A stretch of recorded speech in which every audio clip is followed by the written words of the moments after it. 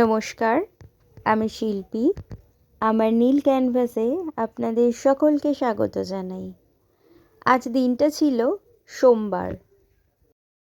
আজকের এই ব্লগটা একটু অন্যরকম, কারণ অন্যান্য ব্লগে আপনারা হয়তো অনেকেই দেখেছেন আমাকে ঘরের কাজ দিয়ে শুরু করতে, কিন্তু আজ একটু বাইরের কাজ দিয়েই শুরু করলাম আজকের ব্লগটা। ব্লগের শুরুতেই যে সরস্বতী প্রতিমাটা আপনারা দেখলেন, সেটি হচ্ছে আমার আবাসনের। সকালবেলা ঘরের সমস্ত কাজ সেরে বেরিয়ে আমি চললাম। আজ তো আমার ক্লাস আছে, মানে নরেন্দ্রপুরের কাটিংয়ের ক্লাস করতে। হ্যাঁ, ঠিকই ধরেছেন, নরেন্দ্রপুরে আজ আমাদের ছুটি দেয়নি, মানে ক্লাস আছে। ওখানে যেহেতু সরস্বতী পুজো রবিবার পালন হয়েছে, তাই আজ আমাদের একদমই ছুটি নেই। সকালে বাবাই বলে গিয়েছিল যে দোকানে একটু যেতেই হবে, তাই খুব তাড়াতাড়ি রেডি হয়ে প্রায় ধরুন ওই 8:30টার মতো আমি গিয়েছিলাম দোকানে। কারণ আমি দোকানে গেলে বাবাই একটু বেরোতো, ওর নিজের বেশ কিছু কাজ ছিল, সেগুলোর জন্যই।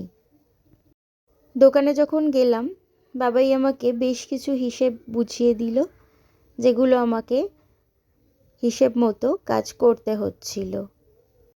দেখছেন আমি কত সিরিয়াস হয়ে কাজটা করছিলাম। হ্যাঁ, হিসেবপত্রের ব্যাপার তো বোঝেনি, সব খুবই সিরিয়াস হতেই যে হবে। হিসেব করতে করতে ভুলও হচ্ছিল, কি করব। কোনো কাজ একবারেই বা প্রথমবারেই যে আমি ঠিক করব এমনটা না, আশা করাও যে ভুল। আজ সকালে আমি যখন বাড়ি থেকে বেরোলাম, তখন দেখলাম যে স্কুল স্টুডেন্টরা কত সুন্দর করে সেজেগুজে তারা স্কুলে যাচ্ছে, বা হয়তো ঘুরতে যাচ্ছে। কোথায় যাচ্ছে এক্স্যাক্টলি আমি ঠিক জানি না। আর আমি এই ড্রেস পরে আমি আমার নিজের কাজে যাচ্ছি। কি করব, এটা তো মেনে নিতেই হবে।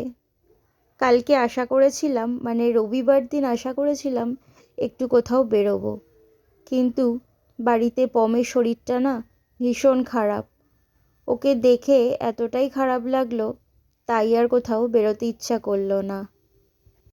হিসাবপত্র করে কাস্টমারকে মালপত্র দিয়ে আমি আসলাম এই গাছগুলোকে একটু দেখতে। দোকানের পাশে একটি ছোট্ট জায়গা আছে, যেখানে আমি এই গাছগুলো রেখেছিলাম। সেখানেই আসলাম দেখতে এই গাছগুলোকে। বেশ কিছু টবে ভীষণ আগাছা হয়ে গেছে অল্প অল্প করে, তাই সেগুলোই ভাবলাম আজ একটু পরিষ্কার করে দিই। পাশের যে ফাঁকা টবগুলো দেখছেন, ওখানে আমি বেশ কিছু বীজ রেখেছিলাম, কিন্তু সেগুলো হলো না। আর কি করব। নিজে হাতে বসানো গাছে যখন ফুল ফোটে, ফুলটা দেখে মনটা ভারী খুশি হয়। গাছ থেকে ফুল তোলা আমার একদম পছন্দের নয়। প্রাকৃতিক নিয়মে একটি গাছে যখন ফুল ফোটা আর ঝরে যাওয়া অবধি আমি দেখি, আমার ভারী ভালো লাগে। কিন্তু বাবাই তা করে না। গাছের ফুল ফুটলে সেই ফুল ও আগে মা শারদার চরণে দেয়। যাই হোক, এটাও বেশ ভালো লাগে দেখতে। গাছগুলো যখন দেখছিলাম, বেশ কিছু পাতা দেখলাম নোংরা হয়ে গেছে, আর বেশ কয়েকটি গাছের পাতা না কেমন একটা ধুলোর আস্তরণ পড়ে গেছে। ভাবছি আগামীকাল ওগুলো একটু জল দিয়ে ধুয়ে পরিষ্কার করে দেব। এই যে মানি প্ল্যান্টটা দেখছেন, মানি প্ল্যান্টের টবটা যখন সরিয়ে অন্য জায়গায় রাখি, তখন আমার নিজের কারণেই টবটা ভেঙে গিয়েছিল। ভাবছি ওই টবটাও পরিবর্তন করে দেব।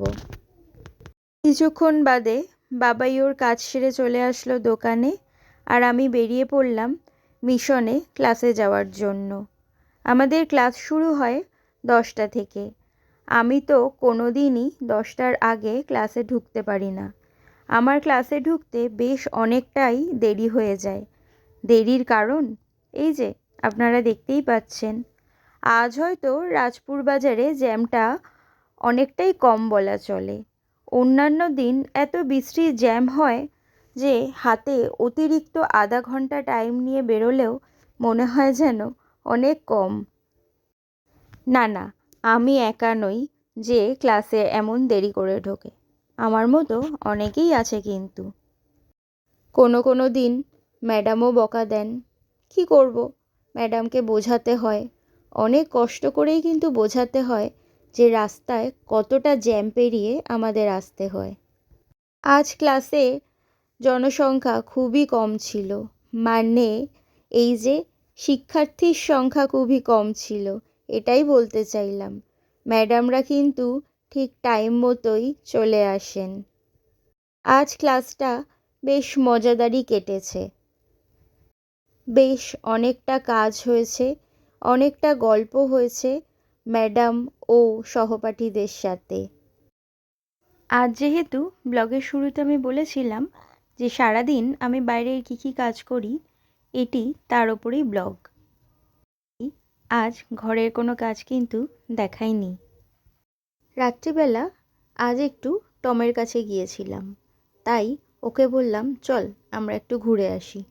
ও তো মহা খুশি, কারণ ও ঘুরতে যেতে ভীষণ ভালোবাসে। টমকে ওর ঘরে বন্দি করে রেখে তারপর চলে আসলাম এই যে আবাসনের সামনে যে ছোট্ট ছোট্ট ছানারা থাকে তাদেরকে খেতে দিতে। তারপর চলে আসলাম বাড়িতে।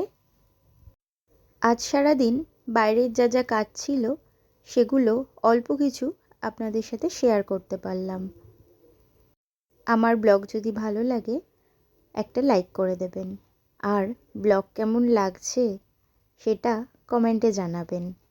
আর চ্যানেলটি যদি ভালো লাগে একটা সাবস্ক্রাইব করে দেবেন। ভালো থাকুন, সকলে সুস্থ থাকুন, আর পরিবেশকে সুস্থ রাখতে একে অপরের পাশে থাকুন। ধন্যবাদ।